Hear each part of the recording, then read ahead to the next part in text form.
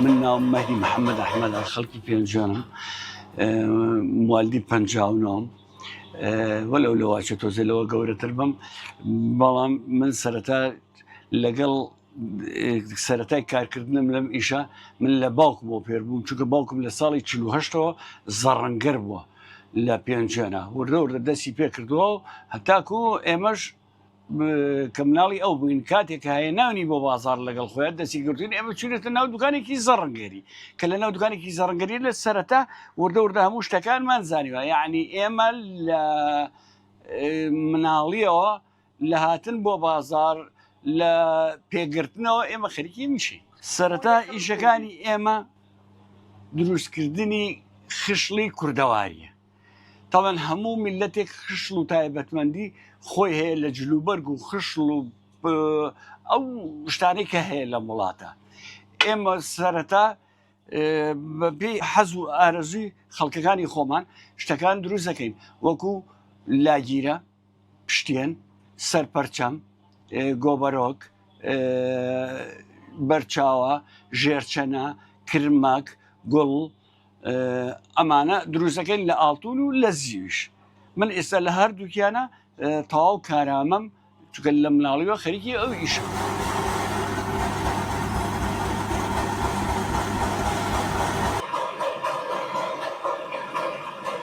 سەرەتا ئێمە لەم دوکانە کە ئیشەکەین ساڵی جارێک دوو جار ئەم خۆڵی دوو جار ئەم خۆڵی ئەم دوکانە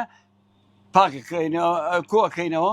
ئەیبین تەسوێەکەین ئەو خۆڵش لە نتیجی چی پێیابێ ئەو شتانی کە لە دەستمانایە ئەوەرێتە دەستمان سەری بڕبەنە هینی پارچەی بچووکە پارچەی لەحیمە ئەوە وەکو ئەوە ئێستا ئەم پارچە ئەم خۆڵە من کۆم کردوتەوە تقریبا هیچ ساڵێک زیاترە بەم نەوعە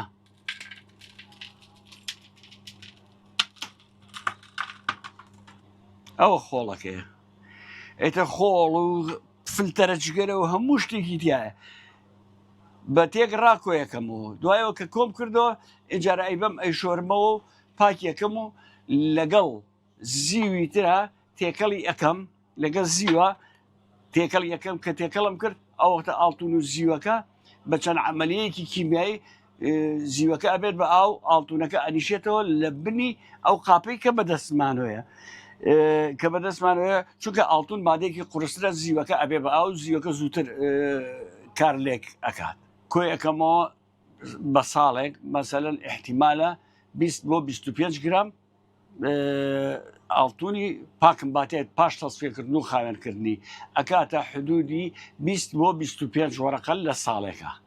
ئەو زەڕەنگەرانەی کە ئیشی تیاکرێکە وەکو پێڵەن وەرشە بەڵێ ئێمە هەمومان خۆڵ و بەڕادە و ئەو شتانەمان هەیە کۆیەکەینەوە و عینەشتا بەڵام وەخت بۆ وەخت ئەیگۆڕێت جاری وایە ئیشوکار زۆرە من چەند شاگردێکم هەیە ئیشەکەم زیاترە وەختە لەواچە بەڕادەکەم زیاتر جاری وا هەیە ئەگەر ئیشوکار زۆر بێ ئێمە تاوان بەڕادە و پارچە پەڕینی دەستمان زیاتر ئەوەرێ ئێمە کۆیەکەینەوە ئەمڕۆ ئەگەر هات و تەسفێکەین و پاکی بکەینەوە بیکەینەوە بە عیاری 1000 یعنی بێتەوە بە فول ئاڵتونێک دەریزیڵی پۆر پاک بێت گرامی 116 دۆلارەکات یعنی 500 تقریبا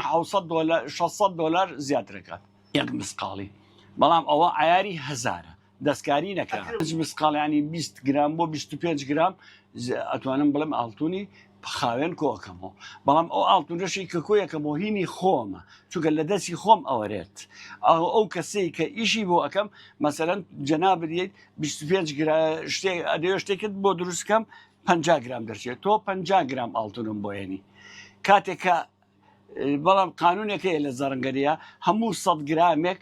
4 گرام کەمەکات بەچی بەوەی پێ ئەوترێن لە سا 4 بە هەڵمبوون بەلکان بە بۆتەکانەوە وەکو ئەمە ئێستا سەیری ئەمە بکە ئاڵتونی بەجێماوە بەناو بۆتەکانەوە بەجێماوە ئێمە لە سا 4 وەرەگرین